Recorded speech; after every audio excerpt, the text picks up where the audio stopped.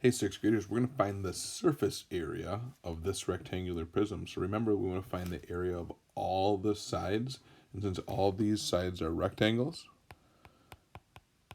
remember that we want to find a rectangle by doing base times height. You should have 6 areas when you're done. And when you get a net, the easiest way is to write it right on there. So for the first one is going to be 3 times 6. 3 times 6 gives us 18. So we got 18.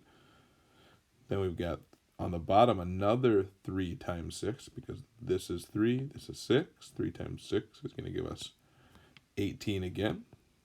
Okay, so we got those two.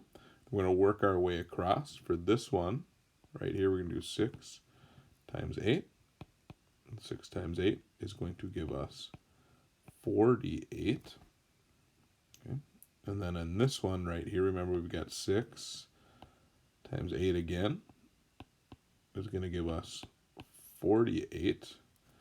And then I want you to find the area of the last two. Remember, you've got your sides, and those two rectangles will be the same. So you'll find your area for this one, you'll find your area for this one, and then you're going to add all your numbers together. 48 plus 48 plus 18 plus 18 plus the two numbers that you will come up with there. Good luck, guys. Try that out.